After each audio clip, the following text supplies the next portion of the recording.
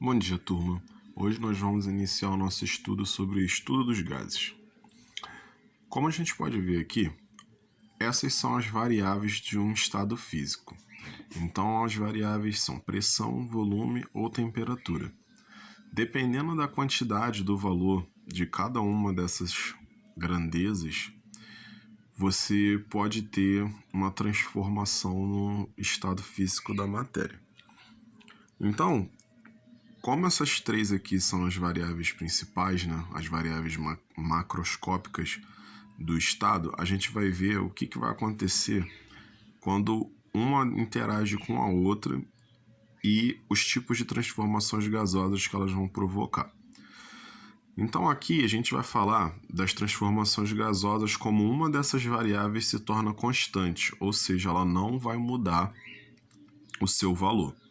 Então aqui nós temos três transformações que têm esse tipo de acontecimento, onde uma das variáveis vai ser constante. Então nós temos a transformação isotérmica, a transformação isobárica e a transformação isométrica. Hoje nós vamos falar da isotérmica. Então, o que é a transformação isotérmica? É a transformação que acontece quando a temperatura é constante, ou seja, não vai ter mudança de temperatura. A única mudança que vai acontecer vai ser na pressão e no volume.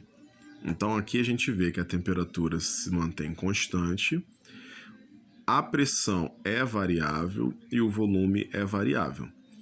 A fórmula para a gente poder trabalhar com essa transformação gasosa é a fórmula da pressão vezes volume. Então aqui o que a gente vai acontecer? Existe dois momentos nessa transformação. Então é o momento antes da transformação ocorrer e o momento após a transformação ocorrer. Esse momento anterior à transformação a gente chama de inicial e o momento posterior é o momento final. Aqui a gente está representando o inicial por 1 e o final por 2. Então aqui nós temos a pressão 1, que seria a pressão inicial, a pressão antes da transformação. Aqui V1 seria o volume inicial, o volume antes da transformação. P2 é a pressão final, ou seja, depois da transformação. E V2 é o volume final, depois da transformação. Então aqui nós vamos ter um gráfico.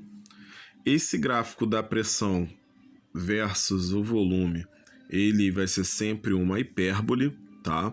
Então lembrando que hipérbole é diferente de parábola, tá bom? Então aqui ó, é uma representada por uma hipérbole. Nós podemos reparar que quanto maior a pressão, menor vai ser o volume, tá? Então você tem uma pressão grande, você vai ter um volume pequeno. E quanto menor a pressão, maior o volume, certo? Então aqui a gente consegue verificar através do gráfico. Agora no próximo vídeo a gente vai aprender a fazer a conta, como a gente vai calcular essas grandezas dentro da transformação isotérmica.